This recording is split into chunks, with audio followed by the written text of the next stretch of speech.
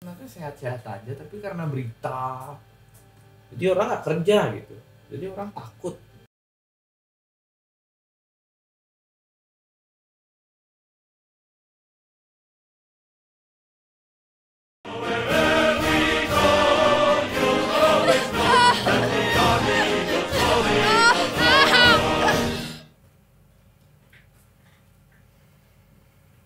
What's up guys, kembali lagi di channel gua Good Bram dengan gua sendiri. Jadi di video kali ini gua bakal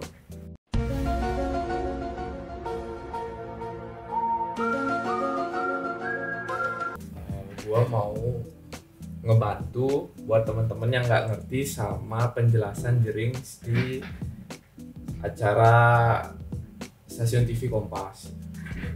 Karena gue ngerasa kayaknya banyak orang yang nggak ngerti ya, banyak orang yang nggak ngerti sama apa yang dibilang Jerings gitu di TV. Cuma gue pribadi gue paham maksud dia apa, walaupun susah diterima sama orang banyak gitu. Jadi gue mau memperjelas apa sih pesan yang mau disampaikan sama Jering di acara itu. Udah langsung aja, sudah. Selamat malam Bapak Bung Jering. Selamat malam. Ya.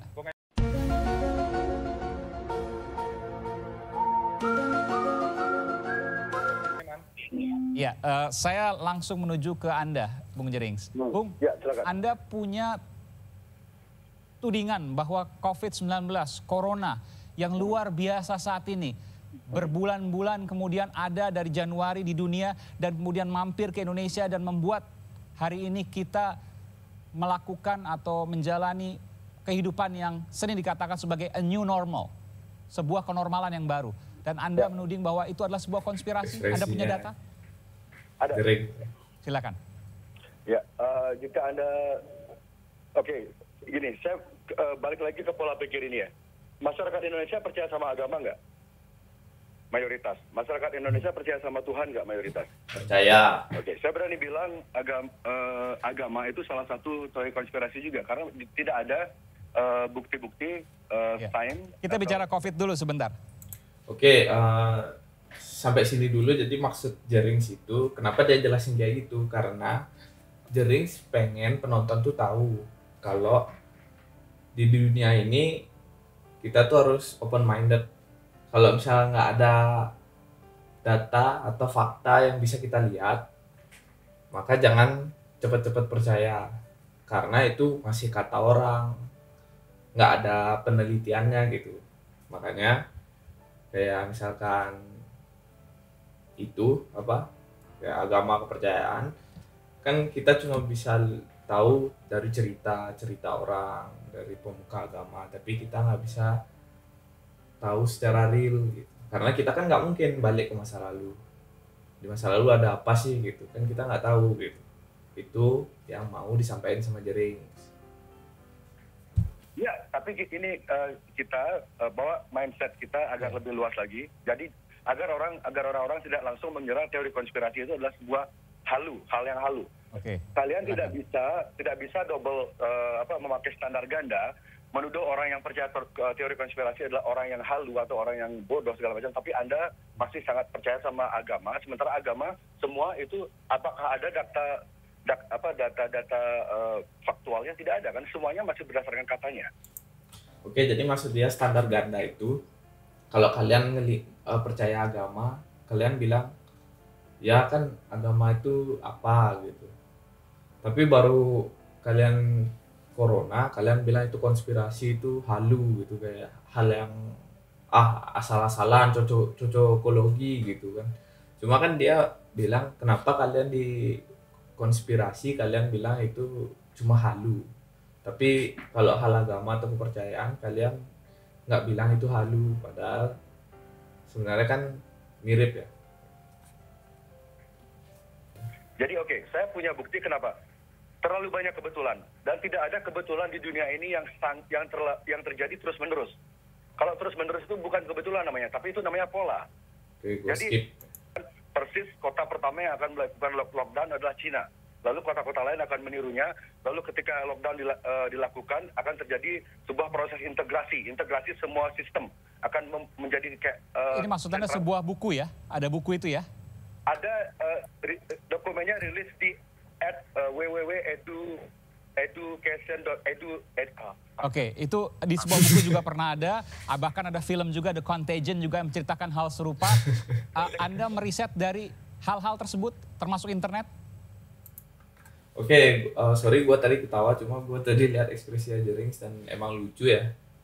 Jadi gini, gue ngerasa kayak Jerings ini, gimana ya, kayak dia pengen nyampein sesuatu, cuma dia belum bisa merangkai kata-katanya secara baik gitu.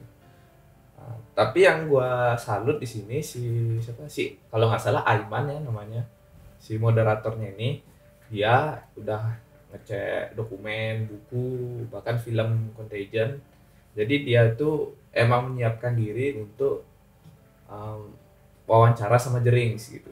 Nah di sini gue ngelihat mungkin Jerings nggak mempersiapkan, sedangkan si Aiman ini mempersiapkan. Bahwa Aiman ini baca buku, baca film yang tentang konspirasi, sedangkan si Jerings ini belum mempersiapkan kata-katanya. Jadi si Jerings menjelaskan kata-katanya itu belum terstruktur lah. Internet salah satunya, tapi saya Oke, di sini gua skip aja.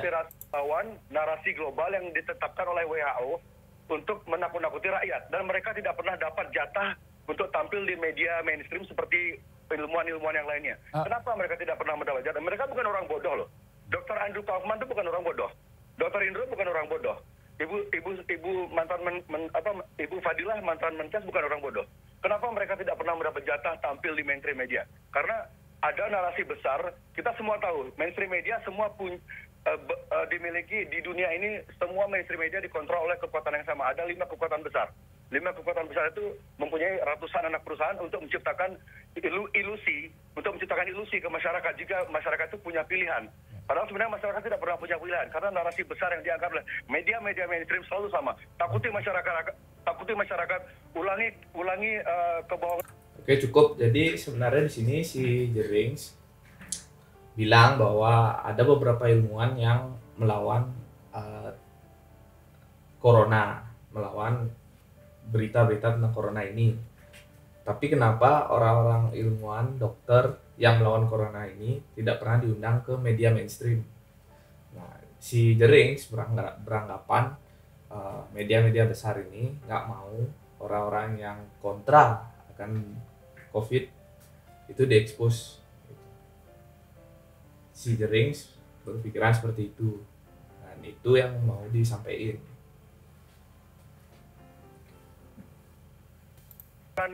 Yang terus-menerus sehingga dia menjadi realita, seperti yang dilakukan Nazi zaman dulu.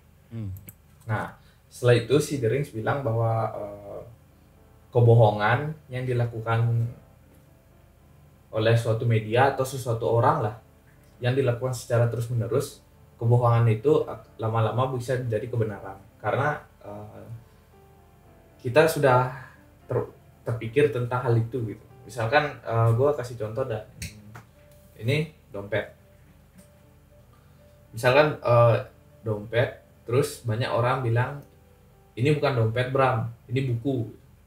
Semua orang di dunia bilang buku, padahal ini dompet. Jadi lama-lama dompet ini akan jadi buku.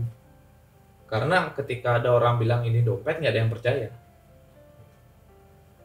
Itu salah satu contoh kecilnya. Makanya maksudnya Jerings itu maksudnya corona itu beneran ada. Tapi mungkin yang ada di pikirannya Jerings, corona itu nggak ada. Tapi karena berita terus bilang corona tuh ada, corona berbahaya, corona ada, corona berbahaya. Padahal enggak gitu. Tapi karena semua media bilang kayak gitu, media dilihat oleh banyak orang, jadi banyak orang akhirnya percaya kalau corona itu ada gitu. Itu yang mau disampaikan sama si Jerings gitu. Kebohongan yang lama-lama menjadi kenyataan. Bukan kenyataan, maksudnya diakui gitu. Di mana konspirasi COVID-19 yang Anda tudingkan? Sesederhana itu pertanyaan saya.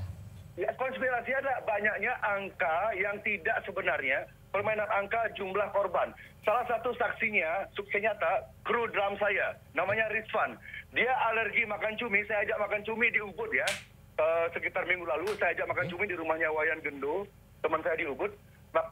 Dia pertama kali makan seafood, tidak pernah makan seafood seumur hidupnya. Besoknya dia alergi, dia cek ke rumah sakit, saya lupa namanya. Dia di swab test. Masuk akal nggak? Orang alergi cumi di swab test, dan dia harus bayar 850.000. Oke. Dan banyak dokter di Amerika sudah banyak bersuara, dokter-dokter di Amerika sudah banyak bersuara. Rumah sakit di Amerika dibayar untuk menaikkan angka jumlah korban. Oke, cukup sampai di situ.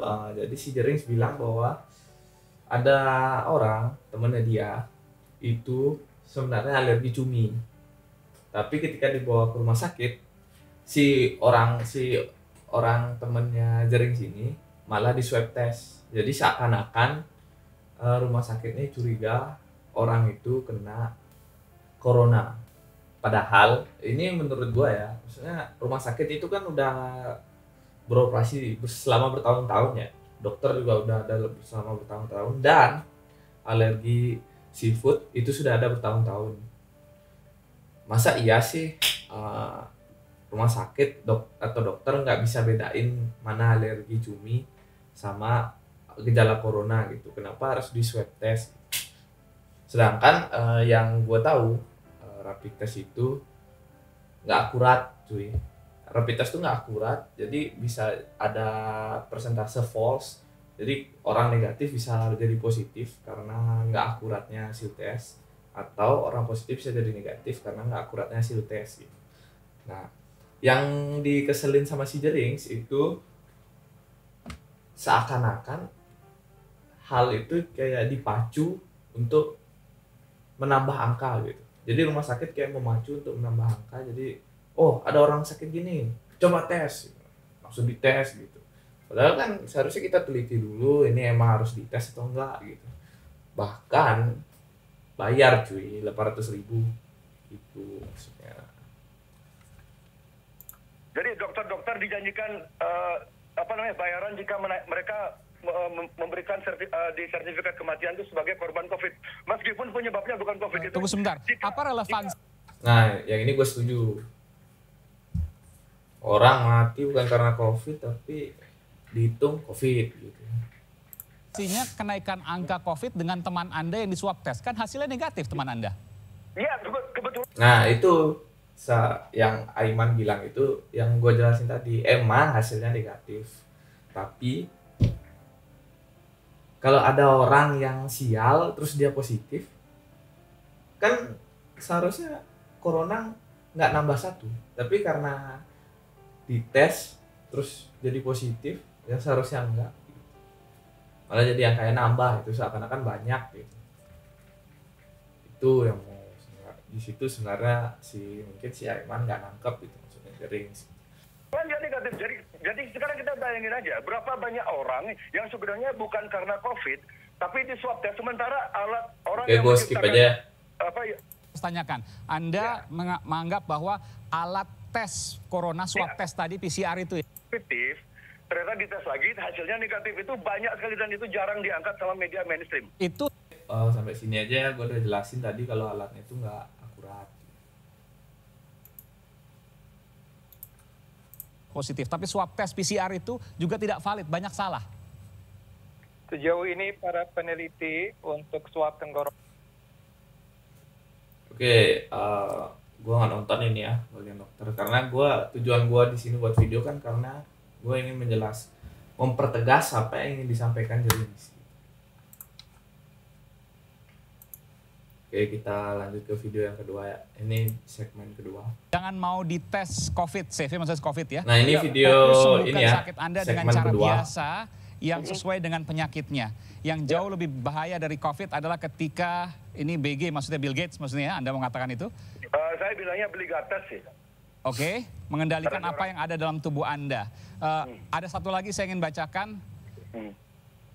Selamat pagi, jika ada yang menentang saya ke RS, rumah sakit maksudnya, untuk berinteraksi dengan pengidap COVID atau menantang saya disuntik virus COVID, saya akan terima tantangannya dengan syarat jika saya... Oke, ini gue tahu tweetnya bukan tweet sih, nggak tahu sih gua tweet atau bukan, pokoknya statement dari Rings kalau dia corona terus dia sembuh, yang influencer atau yang lain yang nyuruh lockdown itu harus dipenjara.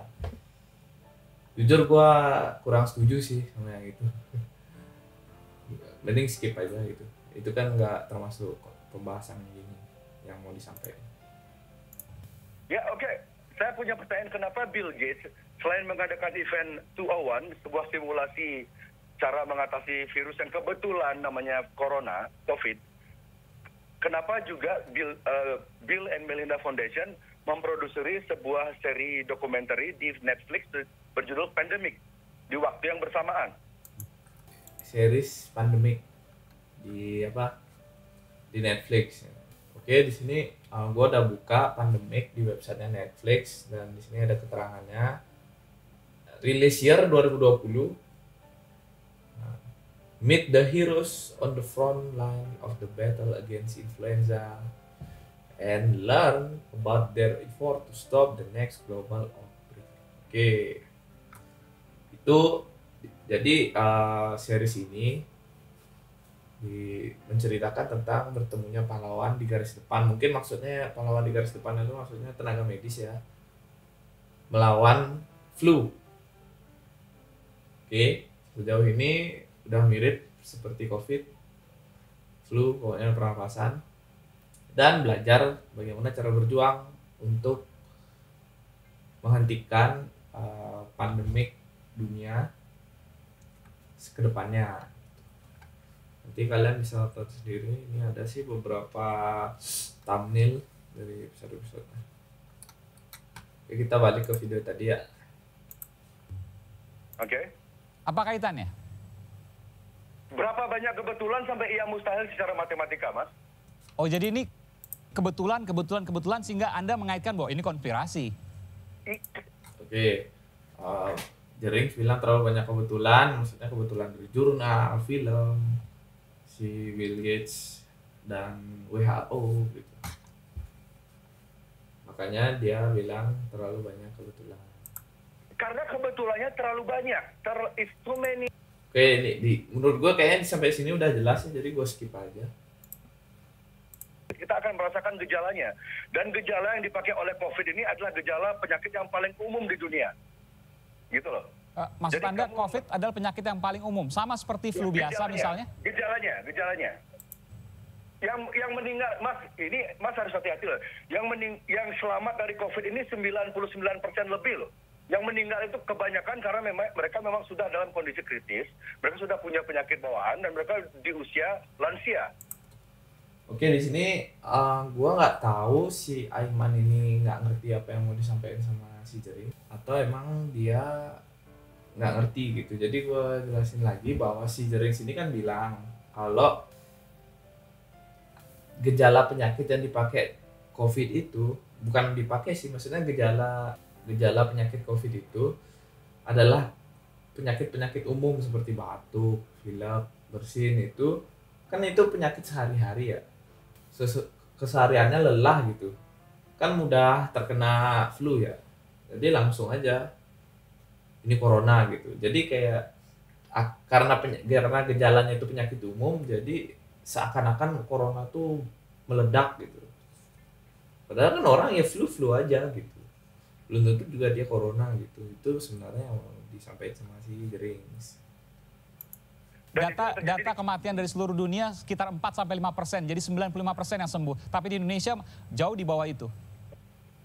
Kenapa, Mas? Anda katakan tadi yang meninggal, yang sembuh 99%. Ada negara yang kemudian tidak kolaps hari ini? Ada kemudian negara yang tidak sama sekali, negara besar kita bicara ya?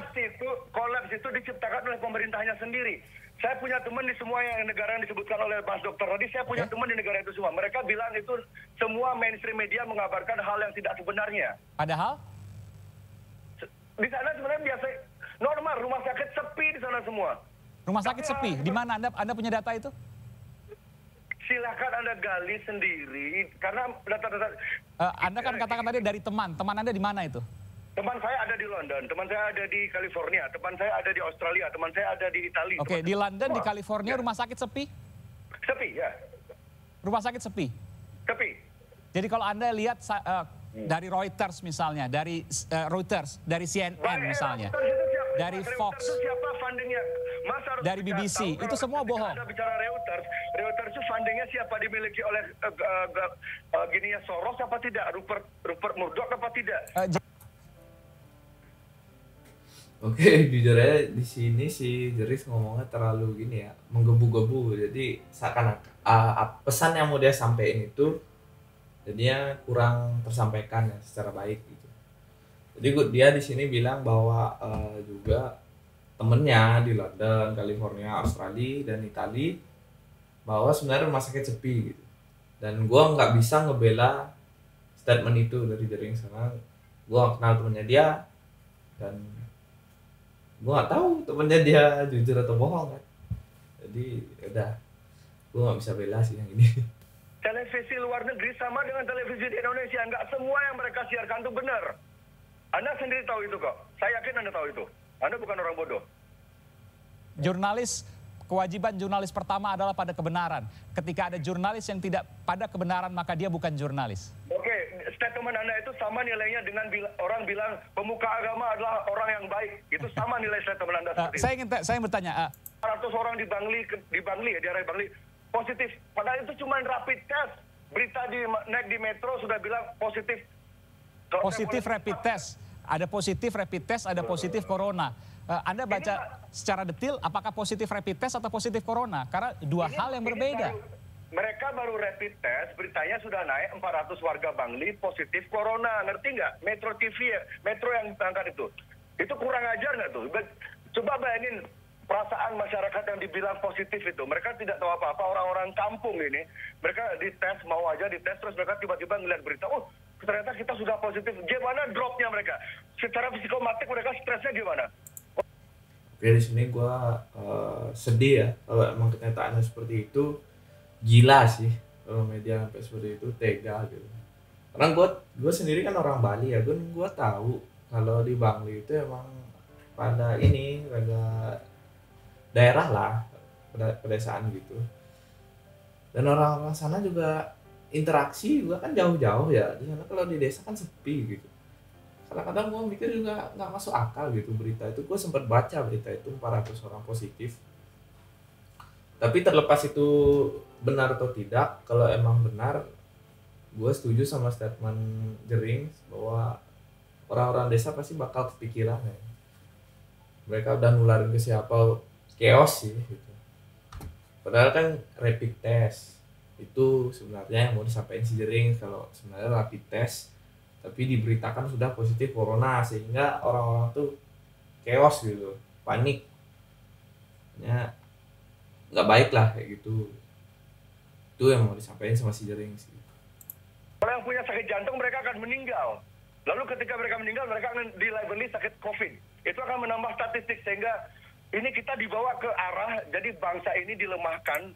Oke, gue skip part yang ini ya. Kalian juga pasti udah ngerti. Saya ingin Anda menanggapi apa yang disampaikan oleh Bung Jering tadi, bahwa sesungguhnya ada banyak rumah sakit di luar negeri, tadi disebutkan di London, California yang kosong. Meskipun yang saya dapatkan informasi tidak demikian, karena saya... Boleh saya start dari Indonesia aja ya. Ramadan di Indonesia tiap tahun itu terjadi penurunan pasien. Kesimpulan penuh, terkecuali Ramadan dan juga penahanan diri untuk tidak beraktivitas di ruang. Oke. Pertama saya ingin mengucapkan bela sungkawa saya. Mungkin banyak masyarakat yang mengira saya tidak simpati terhadap para tenaga medis yang gugur. Itu saya sebenarnya saya melakukan semua apa yang saya lakukan sekarang ini justru karena saya tidak ingin para dokter tenaga medis di Indonesia itu tambah stres. Kenapa? Karena saat ini orang-orang itu balik seperti argumen saya sebelumnya, psikomatik itu nyata. Ketika orang dibombardir oleh informasi betapa ngerinya COVID ini membunuhmu, COVID ini membunuh, padahal kemungkinan sembuhnya itu gede banget. Tapi karena orang saking takutnya, mereka mikirin semua gejalanya, dan gejalanya itu sangat umum. Akhirnya orang beramai-ramai ke rumah sakit. Orang yang tidak sakit jadi sakit karena kepikiran dan karena.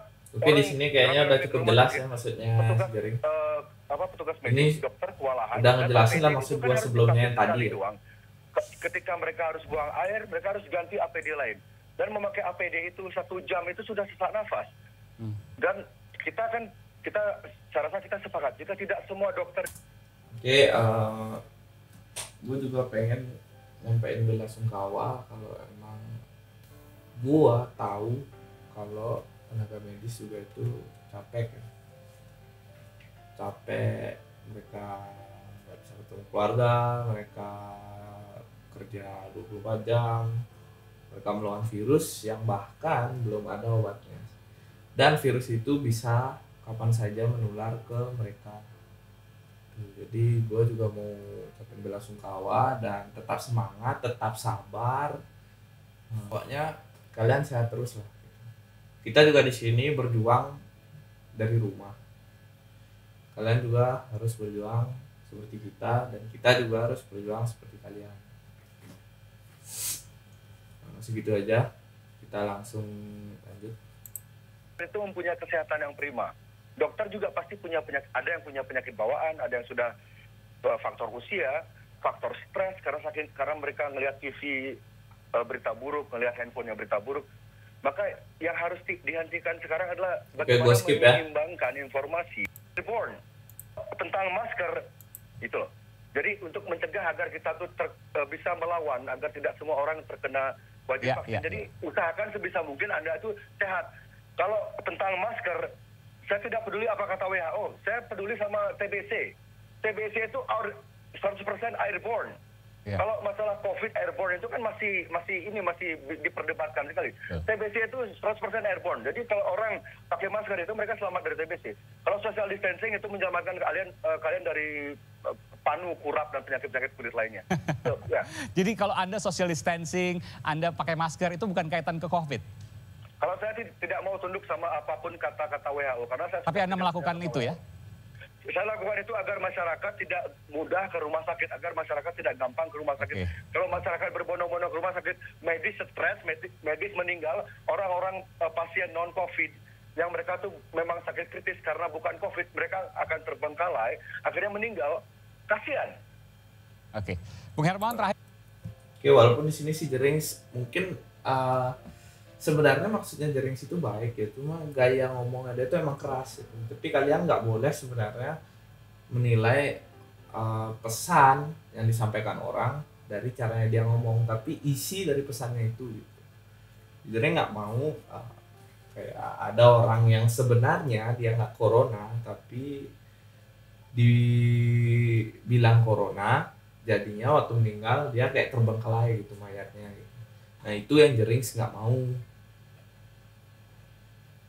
Itu kan sedih ya, kasihan gitu. Gue juga sih ngebayangin sedih sih gitu. Nah, sampailah ya. Apa yang bisa Anda sampaikan dari semua perbincangan kita pada hari ini? Baik.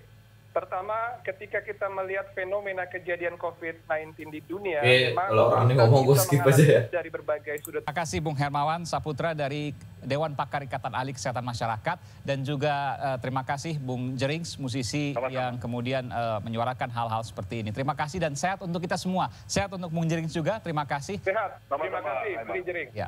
Selamat malam. Oke, sama-sama.